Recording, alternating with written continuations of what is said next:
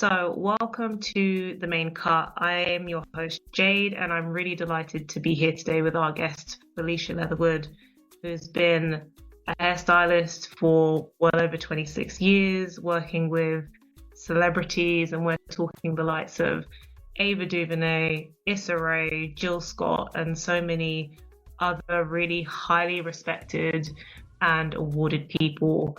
But what many people also know Felicia for is her focus and emphasis on maintaining the integrity of healthy, natural hair.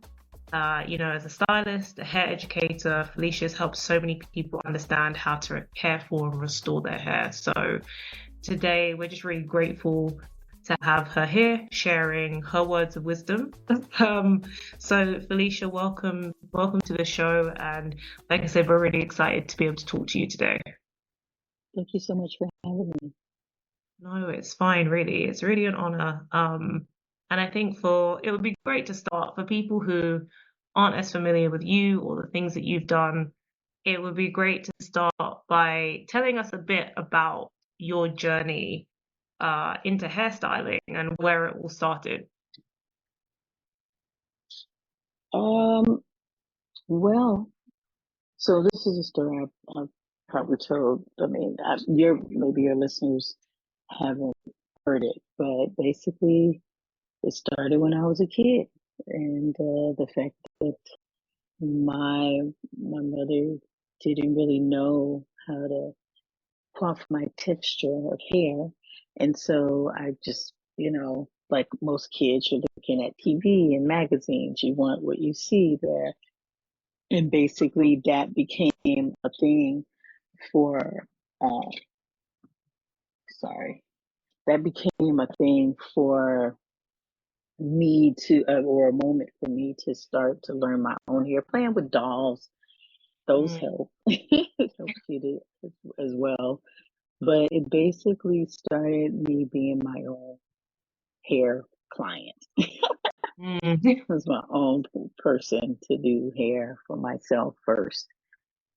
And the dolls I had, of course.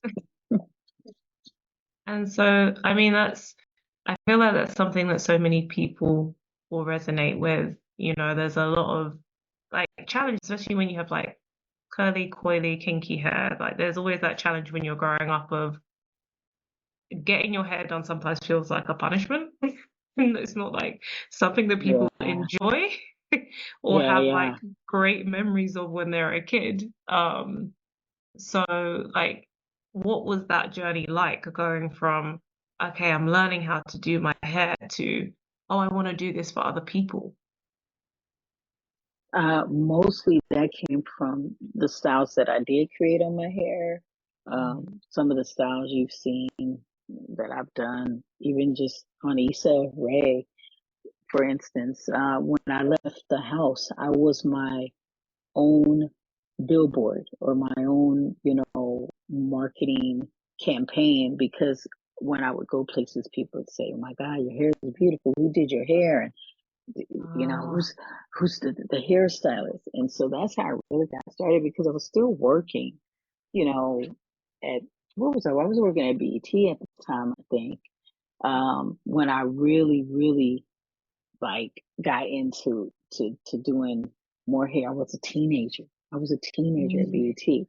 And so people would see my hair and they would love it and they would want it. And then basically I was like, "Yeah, I can do your hair."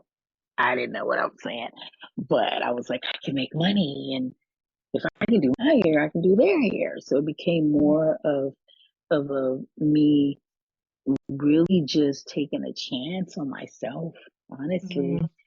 um, just believing in me, believing that I could give other people the same feeling that I had every time they told me they liked my hair.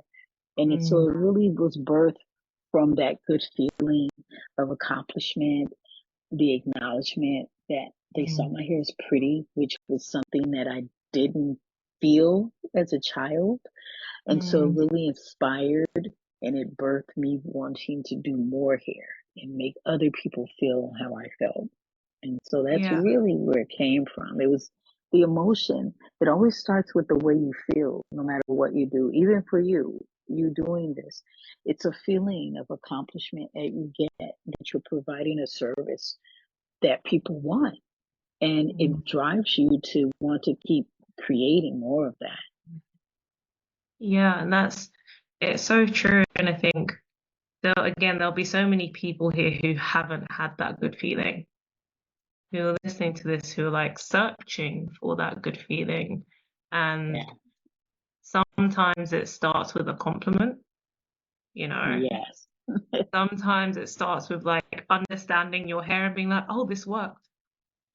Yeah. Oh, this worked. That's the best thing. That's the best one. It's like, I hope it works. Oh, it did work.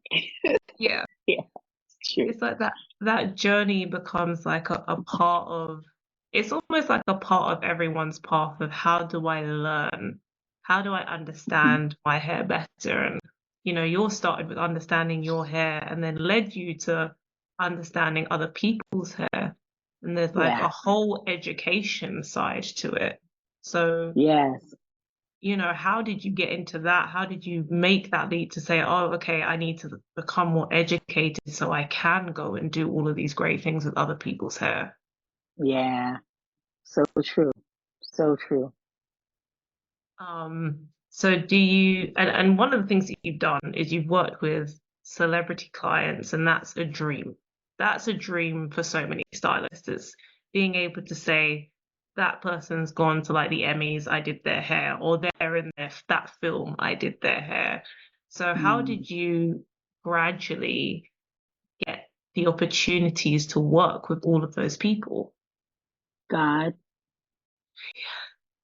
no, seriously, the fact that people found me talented, the fact that I was talented and they love my work, God provided the opportunities, you know, and that's real.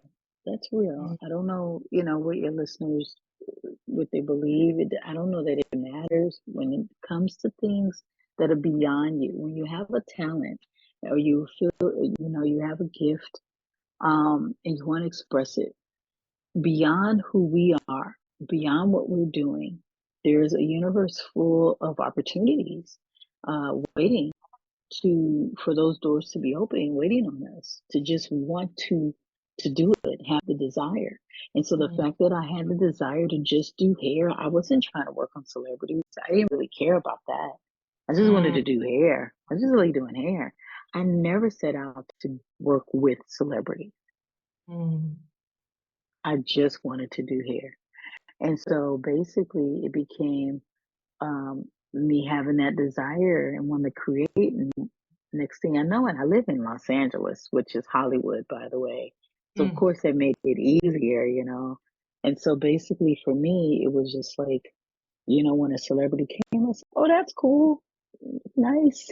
You know, yeah, I'm doing such and such. And you go talk to your family, you tell them they don't know anybody, so it's like, mm. okay, well. They keep you humble, they keep you humble. You're like, I'm working on Jill Scott. They're like, who? Okay. Yeah. So, but it literally was the desire and, the window of opportunities answering the desire call and just opening up. Mm, The window of opportunity, when it answers a call, it doesn't always know who's going to be the one to mm, open it. Just come in. Yes, we want to see more of this. It mm, doesn't know. So it wasn't like I said, I just want to work with celebrities. You know what I said? I said, I want to work on some really nice people and make a lot of money mm, to be able to support my family and take care of mm, myself. I want mm, to be happy doing what I love. That's what I mm, said. And that's what ended up happening for me was me being able to, that it just opened it up. And then what it mm. looked like is what you see now, you know. No, that's amazing. And in a world where sometimes it can feel very difficult to get an opportunity, knowing that it starts with, I really want to do this thing, and then learning, like becoming the master of a craft. you know. Yeah. It's Yeah. like having the desire and then trying to become the master of that, um, so that people see the gift. But also, I really believe big, like probably more importantly, in manifestation. I really Mm, believe that what you visualize, what you dream, what you want, it manifests, good or bad. And so, because I know the power in that, I will use it in a way that brings the desires of my heart to life. mm, I also use it in a way to keep things I don't want away. Like mm, when people go, oh, everybody's getting sick. I don't say that because mm, I don't know everybody. I only know a few people that got sick. So why would I make it bigger than what it is? And mm, so I really watch the words I speak and my thoughts and my actions and try to make sure that they match. I'm not a perfect person.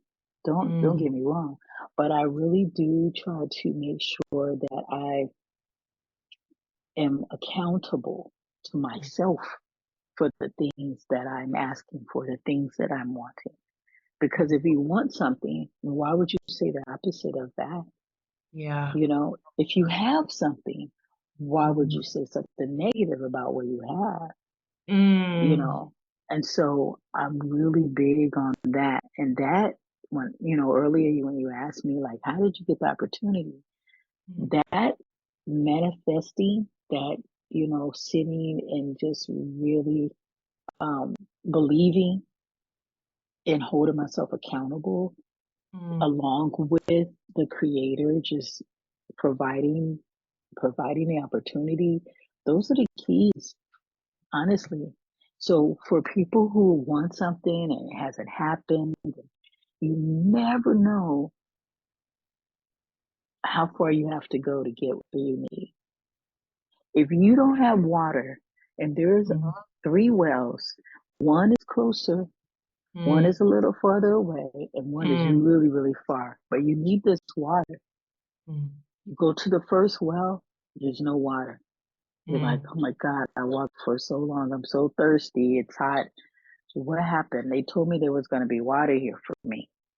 You say, okay, I got to walk to the next one. You walk to the next one. It's even farther away from where you need to be. mm, And you get there and it's just a little water left. Everybody mm, got the water. So you're looking at everybody else, what they have and what's left for you. And you're complaining mm, about that because you're looking at everybody else. mm, Meanwhile, when you walk farther away and you go to that last one, no one's there. And all the water is yours for the taking. mm. But we give up because we're so busy looking what everybody else got and what we didn't get. It's a waste of time that way. And it doesn't show you how to love yourself and appreciate the good thing. Yeah, and I think that's what can be really difficult, especially I feel like the industry of hairstyling in particular, it can be really tough for people that are starting out because you're learning your craft, you're building Yeah. clients, you're organizing yourself, you're building a brand. There's so many things to do, So many things. Yeah. you know. And, but the biggest thing now is that we're so creative. Mm, And because we're so creative, you should take the time as a hairstylist to sit and think what hasn't been done before. What can I create that hasn't been done? Or what do these other people have that's giving them success on their page, giving them mm, looks that I haven't done yet? Is it a portfolio? Is it a website? Is it a better bio? EPK, which stands for electronic press kit, that shows your photos and the work you've done. You mm, know, what is it? Is it a video you should create of all your hairstyles? Sometimes hairstylists reach out to me and they're like, I want to do photo shoots, but I don't have anybody. I'm like, there's people in the streets would love a makeover. Show the mm, beginning, show the beginning and the end and what you use in the process. Ask them questions, do an interview with the person and find out what their needs are. So these are things that are helpful because you always want to make sure you're servicing. You're a person of service is what we do. We love what we do, but we also provide a service. How can you display that to other people that you're providing the service? So it's really important for us to see what's missing from our Yeah. business, to fill it up, you know, um, and make sure that you're providing those things. No, that's so true. And I think that one of the things that I personally love that you did is you brought so many incredible styles to life for Issa and Insecure. And like the show became iconic for lots of reasons, like her character, but her hair was such a huge part of that as well. And it felt like, the styles were really accessible. I could watch that and be like, oh, could I do that? Could I try that? Mm. Could I do it myself? And I feel like people got to learn how to style their natural hair through watching her character and how it changed and how her hair changed. And I would love to know, because it is such a creative process, like what were some of the decisions that you and the team made when you were thinking about like her character and those styles? This is going to be a very boring answer for you. Unfortunately, I'm sorry. I'm warning you now. They gave me free reign to do what I wanted, and Ah, I'm a very much an artist, and the fact that I can look at something and create something from nothing. mm, So, not that she's nothing, her hair is gorgeous, but basically because I had the freedom to create, and I'm a hair nerd. I'm like obsessed with mm, what's next, what's next, what can I do? I created a lot of those hairstyles in the moment. I wow. know. That's what I said. It's kind of a boring answer, maybe.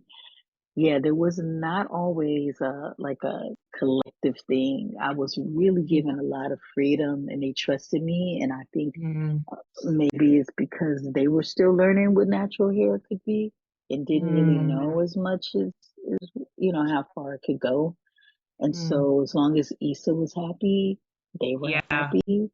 There was nothing I put in her hair that was too distracting to take away from the costumes, which the wardrobe. Mm, I would actually go into the wardrobe trailer and find out what she's wearing that day and try to match some of the hairstyles with the look.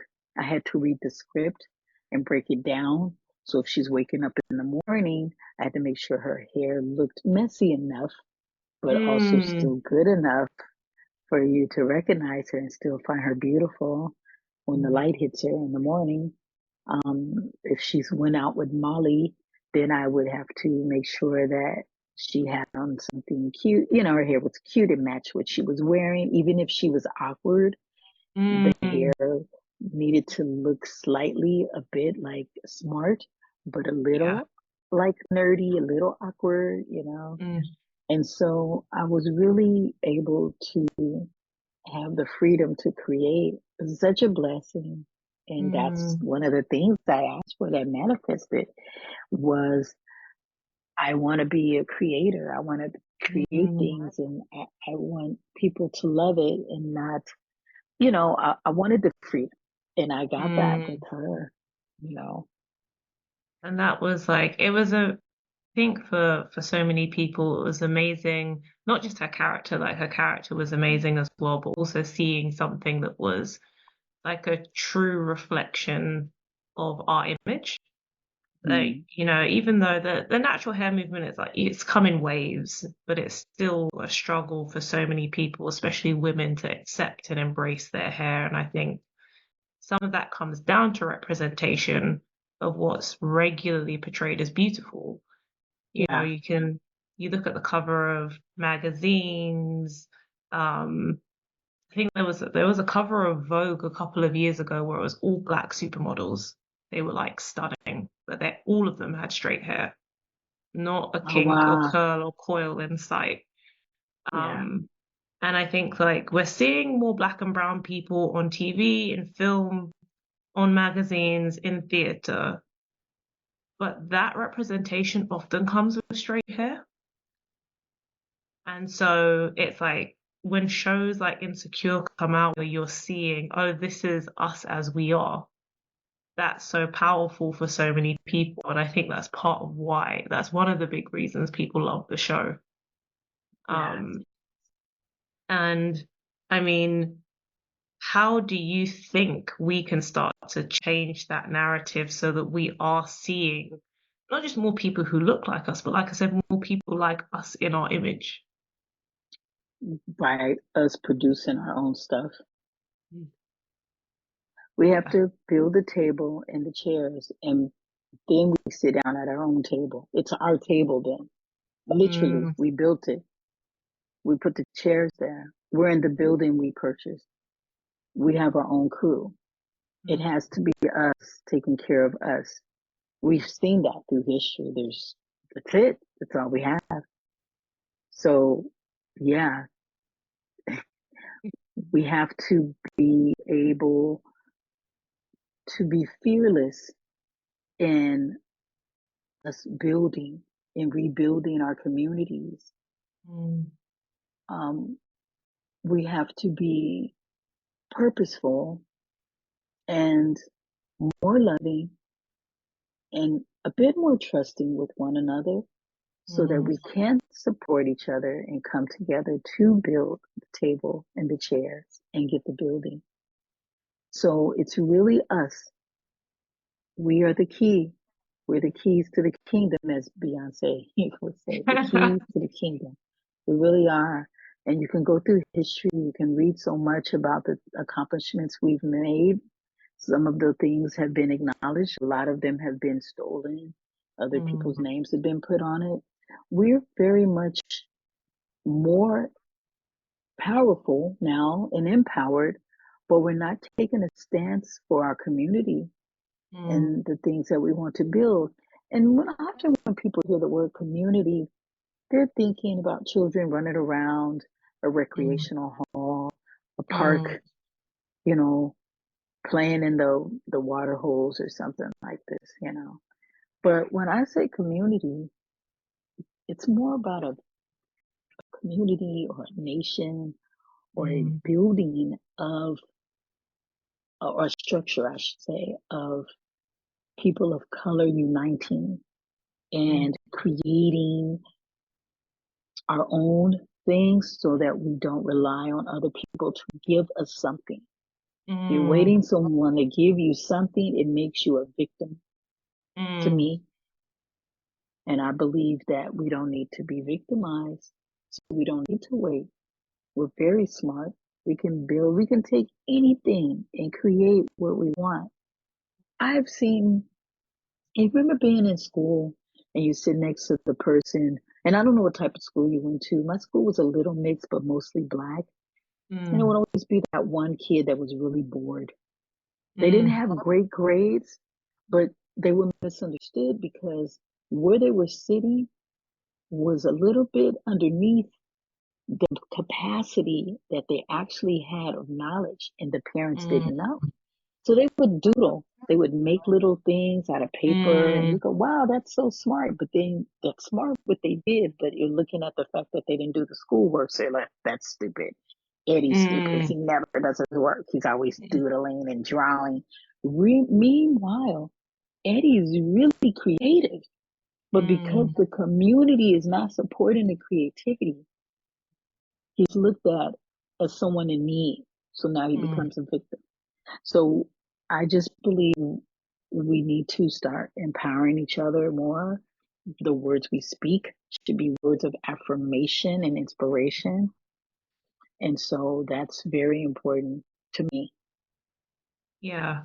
And it's like you say, it's like it's uplifting, especially when there are structures that don't help.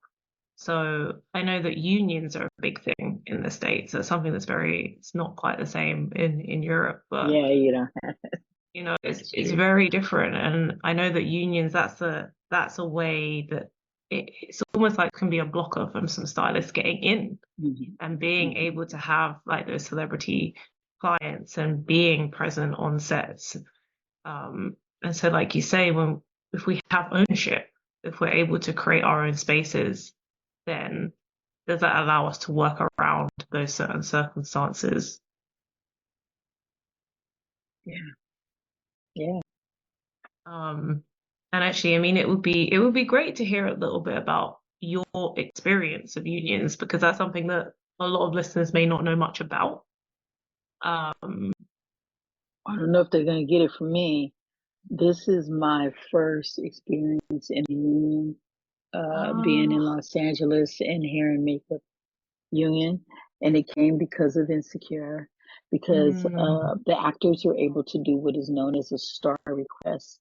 If they don't yes, have someone that they feel can, um, you know, provide what they need in by way of hair and makeup and things like this, they can request their person that they trust. yeah, So I had to join the union after a while because we had a couple of years where I was just under star request. And so I will say that the Los Angeles union is a lot different from any other union, from the union in New York, okay, from a lot of unions. LA is one of the a little bit um more, what's the word I want to use? They have a different regimen of how to get in, and it's mm, not a very easy one. So mm, once you're in there, you really need to abide by the rules. mm, But what well, so this is what I'll say. A lot of makeup people who do not work in the union and do not work on films, they ask me what are the benefits? Like, why should yeah, they give up their day to day working in a salon to work on a yeah, film and be there all day, hours, not seeing their family, not being able to yeah, leave, on set, different types of weather conditions? Why would I do that? They want to know. mm, So, answering that question in that way is I do see the difference.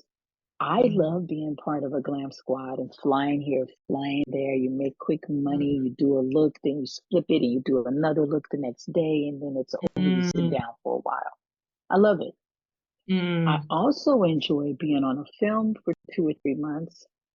And even though the hours are very long, they can be mm, 16 hours, 17 hours, but you're mm, building more of a future for yourself in terms mm, of you have insurance, a pension plan, good health care. You have mm, a way where there's money being collected. So if something happens to you, your family will have money that, mm, has gone into a pension. That's a benefit. Also, because you work so much, you can't spend any money.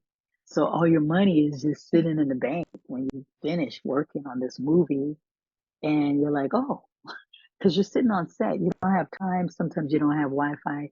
A lot of people try to order Amazon, but yeah, you don't have no reason. You're eating for free all day. mm, You don't really need to shop. So you actually save more money than when you're with the glam squad and you're out going to all these places and buying food and buying this and buying that. So it's mm, really about economically, you get to save money mm, on a movie. To me, that's how I see it. You also get the recognition and a yeah, possible invite to be nominated for an award, which yeah, does not happen for hair. There's no award shows for us. And mm, I just went through I was nominated for the Hollywood Beauty Award, which is a big deal. It's very star-studded. Sometimes the Kardashians show up and, yeah, you know, all the Denzel Washington, like all these people come. And what they said, this one person who received an award for wardrobe, he said, I'm sorry, he received the award for makeup. And he mm, said, they always on the carpet say, what are you wearing? But they need to start asking, who did your hair and your makeup? Because mm, without the hair and the makeup, the dress won't look the same. yeah, that's so true. Yeah. That's so true. And it feels like those really, like, there are some creative industries that get the recognition, like fashion.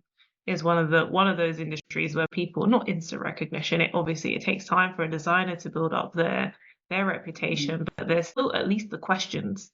When somebody sees something that they like, it's like, who made that?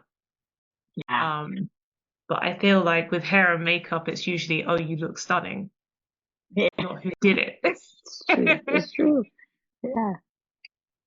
So I know that's really true, and I think there's not enough light shone on all of the great creatives that are in hair and beauty, and that's one of the reasons that we really want to speak to more people that are in there. But I mean, Felicia, you've done so many things. Not only have you done like styling with celebrities, you've built up your career, but you've also like you've gone on to create products. Um, you developed the detangler brush, and it would be great to also know more about that because you've gone down the path of hair tools, whereas so many people go down the path of hair products. So what made you choose to go down that path? Exactly what you said. So many people choose hair products. Mm, Hair products are great, but my texture hair, I needed a tool because I was using my fingers. A comb would, I would look at the comb and the comb would look back at me like, "You sure?" And I'm like, "Nah, I'm not. I don't think this is gonna work."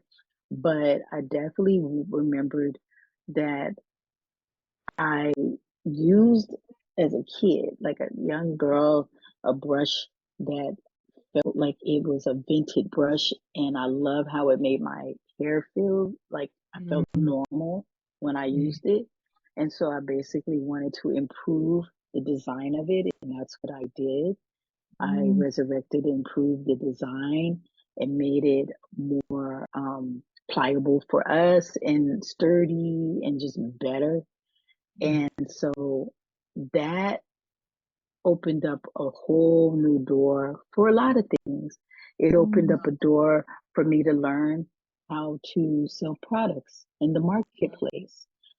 So it changed the business that I've always known of hair into mm, something that was like, now I'm in this sea of products and beauty and people. There was a whole nother world when you go to shows. You looked at mm, things differently, you know? And then when I had the brush out, so many women, no matter what texture of their hair, and so many mm. children would come and say, "Oh my God, that brush is amazing. I could not believe it went through my hair. I never would have imagined. Oh, I've never been able to use a brush." My daughter didn't cry. I was shocked. oh, Always, yeah, that right there. Because I remember being a kid and being yeah, terrified of getting my yeah. hair done. So the fact that someone could, say, even men doing their little girl's hair, "Oh my Mm, God, that brush is a blessing. I cannot believe." I was like, okay, this is it. I'm onto something well. The other thing too, it opened up the door for a lot of people to basically knock it off and to take it and to either put their name on it or to mm, discredit my name or to it opened up a world of other, of Alibabas and different things like this mm, to, and it also opened up a world that I didn't imagine of. In my mind, I thought I created something as a black woman. People are going to love it. They're going to see this and support it because there's no black women brush companies, owners. mm, But I quickly realized that even though I had a really amazing supported community of mm, Black people purchasing the brush, there's mm, also a lot of people on a very tight budget. And because of it, they're not going to see the power in recycling Black dollars. They're looking at mm, their budget and mm, they're looking at, I want this, but I got this much money. I'm going to go over mm, here on the knockoff. So, mm, what that does, and for anyone listening, is the reason why when it comes to our products, the reason why some of them cost more is because we don't have enough support from our community, our Yeah. people. And so we can't buy, when we buy in bulk, it's limited because the more you buy, the less you have to pay, then the Mm, more value can provide to the purchaser and make it the market down, make it less. But when people are slow to buy and they go for the knockoff, they're mm, giving them power, which takes away from supporting your own. And so then we don't get the deals when we're trying to yeah. make or fabricate, manufacture things. We don't get Mm, the deal. And so I would love for that narrative to change. yeah. Like it's a really, really, it hurts us in recycling the money and keeping it. We keep giving it out. There's all these Mm, statistics that show how much the black dollars recycle, and they're saying 6 minutes it's gone, and mm, not within our community, to somebody yes. else who's Yeah. in their community recycling their dollars. And so we really, really, really got to be more strict about not doing that and trying to figure out how to come together to help our own people to build so that we have something for the children that are coming. That's the Yeah. thing. So this is where we are, you know. I also have texture management. Texturemanagement.com. It has about 19 women in their hair and makeup. There's Mm, 19 women, and out of that, I think four of them do makeup and hair, and they're kind of everywhere. A lot of them are in Los Angeles, but they're New York, Canada, mm, Toronto, London, Paris, Atlanta, mm, Miami. Like, I just try to make sure that any of Black Hollywood needs anything done by hair or makeup and they don't have their regular people, they're able to call texture management. And mm, it's been going now for about 4.5 years. And I'm really proud of it because the women are amazing. And I don't have children, so they're like my daughters. mm, They're all like my daughters. And so texture management was birthed from two things. One, I got really busy, really, yeah. really busy. And I had to, like, how could I multiply myself? How Yeah. could I expand with, I couldn't do everybody. And my phone Mm, was blowing up after Issa Rae for okay. sure. Like never before because they're insecure. Yeah. And so, two is because a lot of hairstylists were hitting me and they wanted to Mm, be celebrity hairstylists and they wanted to know how could they break into the business. I said, mm, okay, this would be a really good opportunity for me to share my success and my blessings with them and for them to have that door open yeah. the door so they could go into their own success. And so that's what texture management became, was really just a place for hairstylists and makeup artists to grow their business and to be recognized for what they do. Yeah. And I think there are two, like there are lots of really important things that you've said there, but the one that really stands out is us investing and taking bets on ourselves and other people in the community, because in order for us to get to a point where like there is more wealth and we're putting, our people in a position where they can afford to say yes to certain things, it starts with us investing and taking bets on ourselves.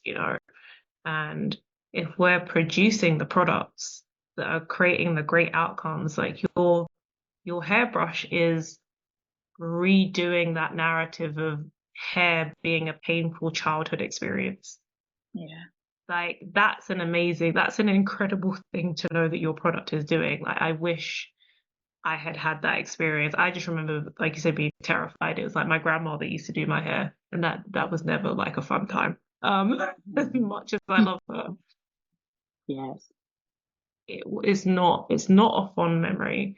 Um, No, and it develops a lot of our self-esteem and insecurities mm, because of how our hair was treated or our skin was treated. And our mm, parents didn't know a lot of because they were treated a certain way. So how could they yeah, know? You know? yeah, So I wanted to take that away from mm, that like you said, that painful experience or that mm, insecurity about getting the hair done. I wanted to take it away by creating tools. yeah. And a lot of it, if you think back to it, it comes from the tools.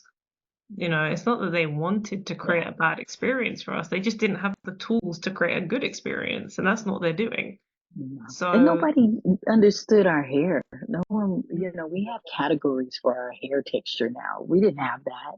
It was always called nappy hair in the US, which I don't use this word because when I went to cosmetology school, the word was a derogatory term. And one of mm, my instructors in cosmetology school was a white person. So when I heard this white person say, "Oh, we don't use the NAPPY word. It's very negative. mm, It's derogatory." I said, "Okay." mm, The fact that they're admitting this in my school, I'm never using that word to describe my hair or anyone else's mm. hair. Yeah, and and the words are power. Words are power. Words have, it's not just the experiences, it's the words that we use. They both like shape our opinions of ourselves and our experiences.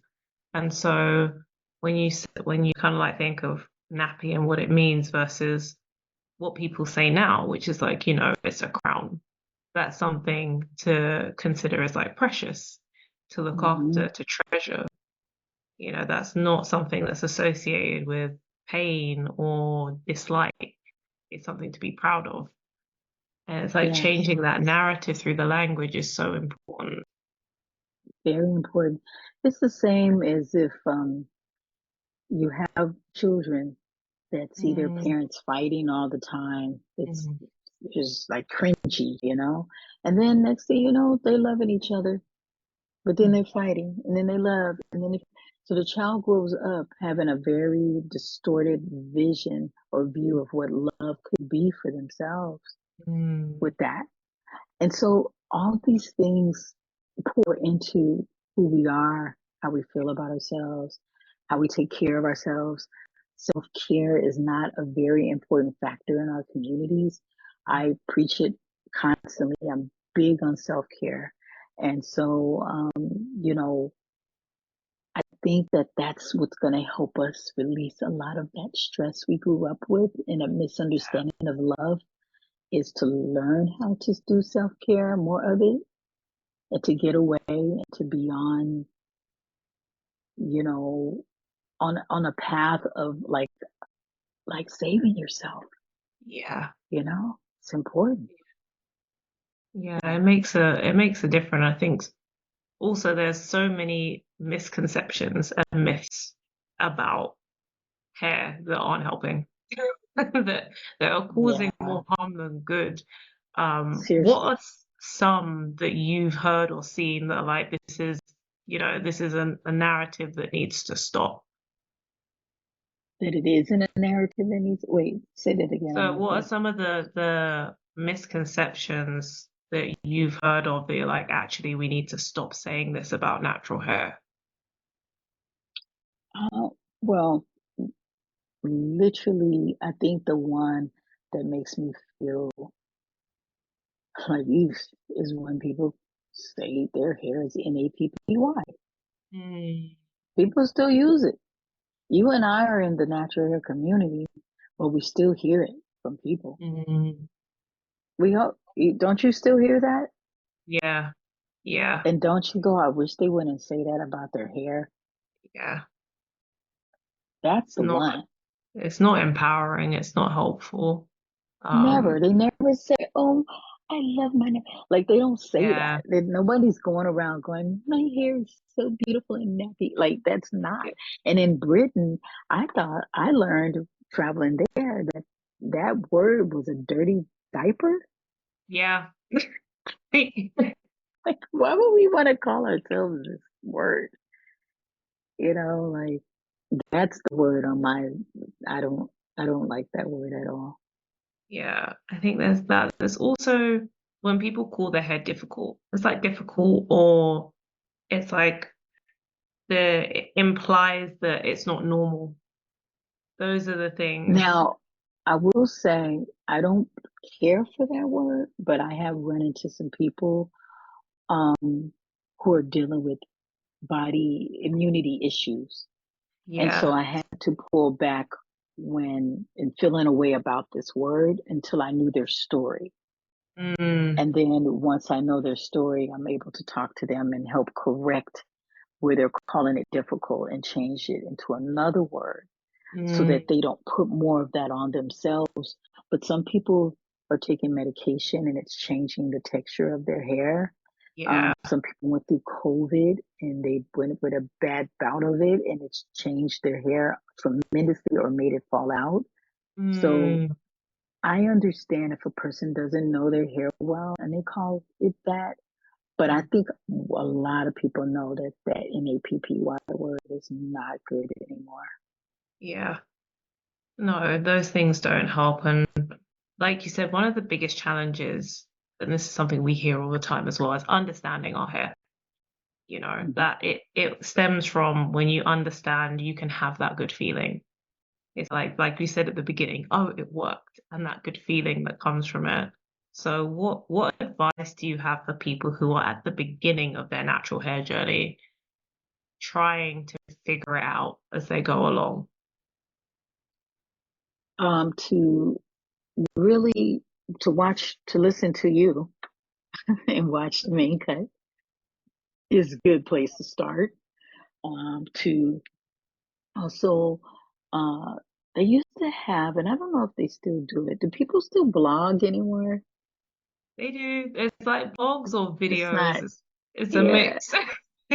Well, they used to have these like little rooms and forums that you could be a part of, platforms where people would have, it's like you enter a chat room and you're conversating about your hair and giving, some of the things that they found about. So, like for instance, with me, I have gluten issues. So I joined a chat about gluten sensitivity. I signed up for a newsletter and I received this letter, and they're always talking about like these different things that are coming out, what not to eat or what you can eat or what discoveries they found. It's the Mm, same with natural hair. There's so many wonderful rooms that you can go into to stay on what should happen. Also, mm, I do a virtual salon space once a month where I talk to people live and they can come on and ask questions. And I do this through Brush with the Best on Instagram. Sometimes I do it through Felicia Leatherwood, but mostly Brush with the Best is where you'll find there's videos still up right now talking about mm, hair loss and textures and things.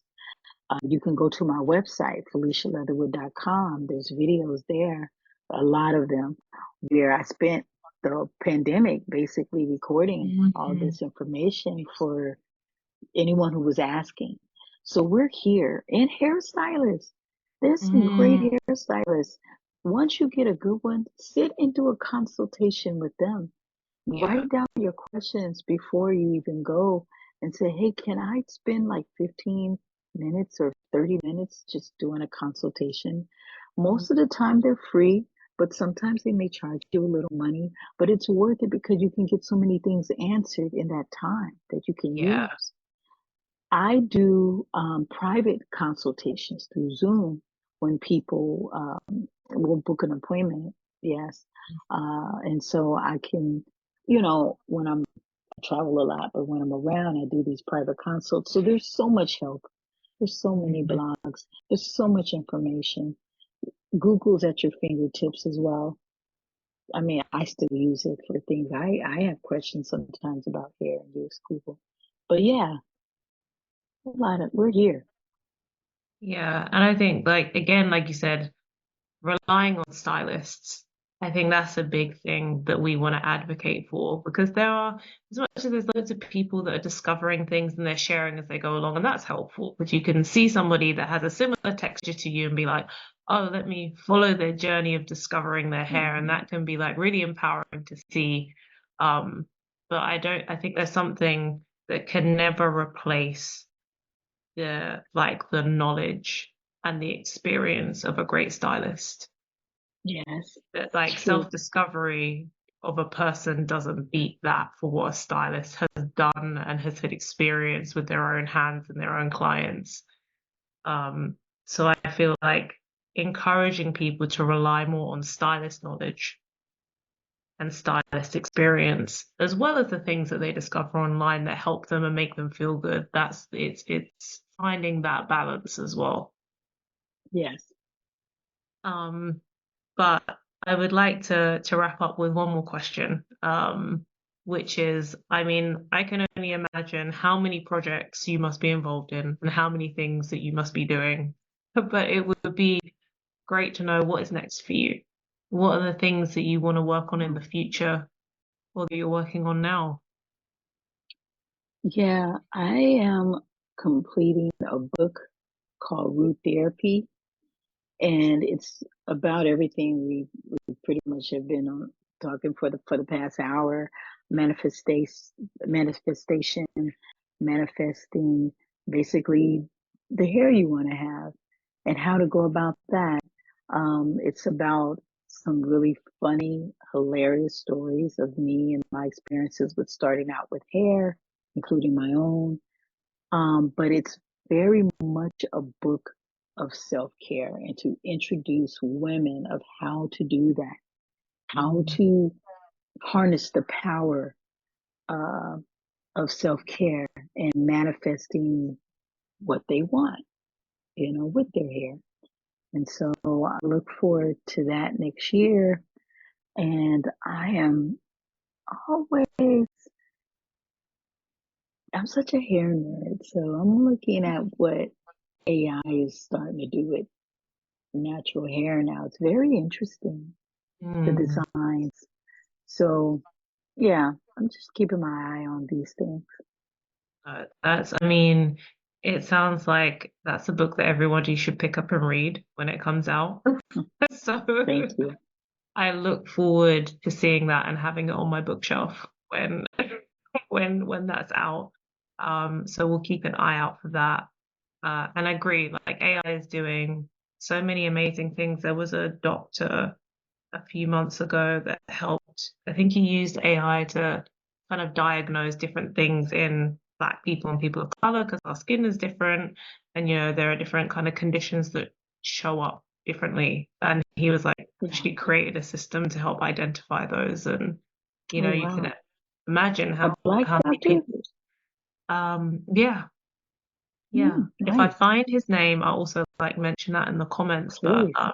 it's just amazing to see all of these things that are happening and how they're Yeah. benefiting us by creating that spectrum of this is how it can work for either our Yes. skin tone or our texture of hair as well.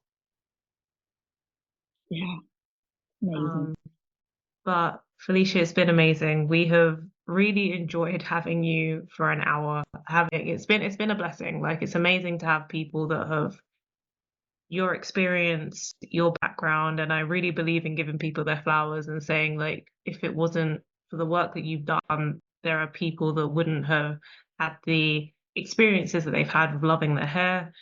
Um, I'm sure you've inspired so many stylists with your creativity, as well as like people that just love or want to learn to love natural hair. So thank you for doing all the things that you've done, and Thank kicking you. open doors for other people to come behind you. Thank you. I appreciate that. I love what I do. It's been a wonderful career. Wonderful. Mm. I can imagine. And yeah, and for all the people who are listening, we hope you've enjoyed the conversation. Don't forget to subscribe to the podcast, but also I'll leave links to Felicia on social media so that you can follow her too, find her website, find her products. So don't worry about that. There will be links so you won't miss anything that was mentioned on the chat. But thank you for joining us for the past hour. And yeah, we'll see you in the next episode. Thank you. And thanks for creating this platform for helping others. It's really big. Congratulations to you as well for everything that you've accomplished and you're doing and continue to do. Please keep it up. And we love you. Thank you. Thank you so much.